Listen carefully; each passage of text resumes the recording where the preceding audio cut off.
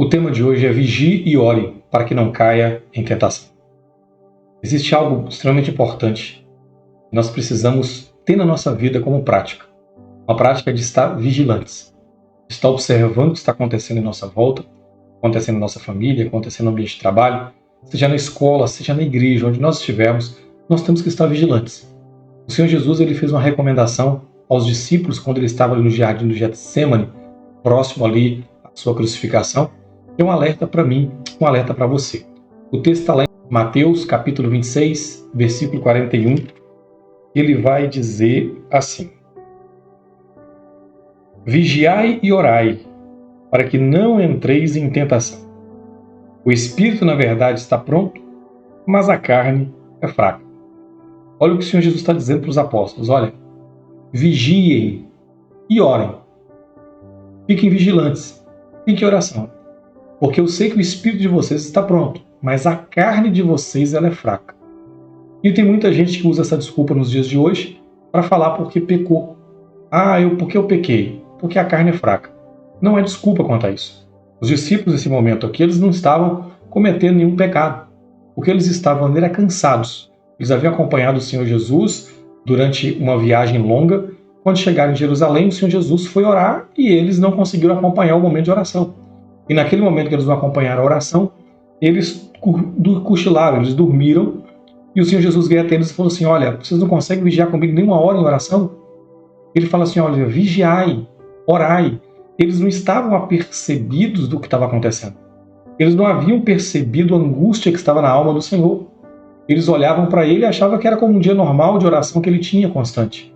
Mas não perceberam a angústia da sua alma, o quanto ele estava afligido, o quanto aquele momento para ele era sofrido. Porque durante o amanhecer, após o amanhecer, ele viria ali a ser crucificado. Então nós precisamos estar vigilantes ao que está acontecendo em nossa volta. E o que é estar vigilante?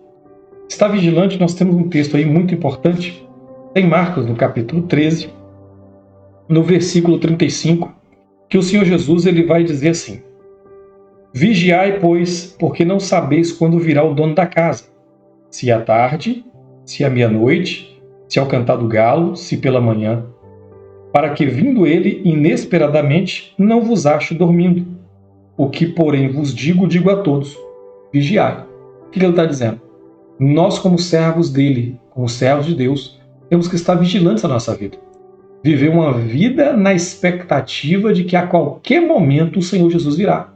De que a qualquer momento nós encontraremos com ele, ele vai vir nos buscar. E quando eu estou vigilante, estou nessa expectativa de em qualquer momento da minha vida eu vou ao encontro dele, eu vou procurar fazer na minha vida aquilo que vem agradá-lo. Eu vou procurar ter uma vida de integridade, uma vida de retidão, uma vida de santidade. Então eu tenho que estar vigilante. Eu tenho que estar olhando ao meu redor o que está acontecendo. Eu não venha ser apanhado nos laços de Satanás. Em Atos, lá no capítulo 20, o apóstolo Paulo faz um alerta muito importante. Atos do capítulo 20, no versículo 29, ele vai dizer assim: Eu sei que, depois da minha partida, entre vós penetrarão lobos vorazes, que não pouparão o rebanho, e que dentre vós mesmos se levantarão homens falando coisas pervertidas para arrastar os discípulos atrás deles. Portanto, vigiai, lembrando-vos de que por 3 anos, noite e dia, não cessei de admoestar com lágrimas a cada um. Olha o que o apóstolo Paulo está dizendo. Durante 3 anos eu estive noite e dia, ensinando vocês, instruindo vocês a estarem vigilantes e a mostrar a maneira correta que vocês devem se comportar, a maneira correta de vocês viver aqui na Terra, para que vocês não sejam apanhados de surpresa, para que não caiam nos enganos e nos laços de Satanás. E olha o que o texto aqui no versículo 30 ele está dizendo, que até mesmo dentro da igreja se levantariam homens que falariam coisas pervertidas. Levantariam homens sem temor de Deus, que andariam segundo a carne e que afastaria muitas pessoas do Senhor. Então eu tenho que estar vigilante. Eu tenho que observar ao meu redor o que está acontecendo, para que eu não venha ser apanhado no laço do diabo, para que eu não venha ser pego de surpresa, mas que eu esteja preparado. E o texto está dizendo que não adianta apenas eu estar vigilante e observar o que está ao meu redor. A arma da nossa batalha, nós entramos em batalha através da oração. E eu tenho que entrar em batalha orando. E por isso que Paulo vai dizer na sua primeira carta a Timóteo, lá no capítulo 2, no versículo 8, ele vai recomendar assim a Timóteo: 1 Timóteo 2,8. Quero, portanto, que os varões orem em todo o tempo, levantando mãos santas sem ira e sem animosidade. É o que ele está dizendo. Vocês devem orar em todo o tempo. Devem viver uma vida de oração e orar em todo o tempo. E ele vai dizendo, levantando mãos santas, sem ira. Não é levantar a mão para agir com violência. Não é agir com gritaria, não é agir com violência quando você não concorda com algo, quando você discorda de algo. Mas devemos levantar as mãos em oração. Devemos ter uma vida de oração a Deus e apresentar a Ele as nossas lutas, as nossas dificuldades. Então eu tenho que vigiar o que está acontecendo ao meu redor. E quando eu detectar que tem algo errado, e eu perceber uma ação errada, estranha, que não vem de Deus, eu vou orar, pedir ao Senhor discernimento, livramento e sabedoria para eu agir da maneira correta. Em 1 Tessalonicenses, no capítulo 5, versículo 17, é um versículo curto, pequeno, que todos conhecem, que vai dizer assim: orai sem cessar. Infelizmente, queridos, nós temos vivido um tempo onde deram até o apelido de crente 6 horas.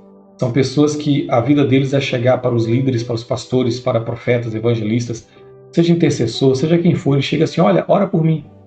Mas nem mesmo essa pessoa está disposta a orar por ela mesma. O texto está dizendo que todos nós devemos orar sem cessar. Então seja vigilante o que está acontecendo à sua volta e ore. Ore em todo o tempo.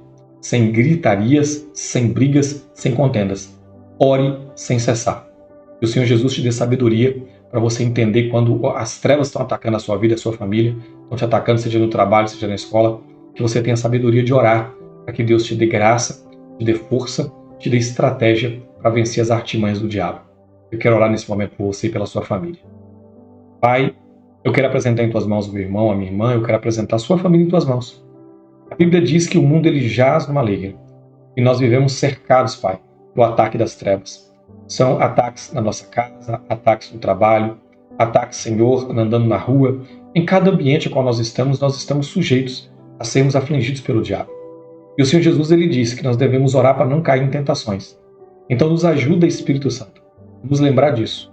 E quando estivermos sendo tentados, que nós venhamos a orar.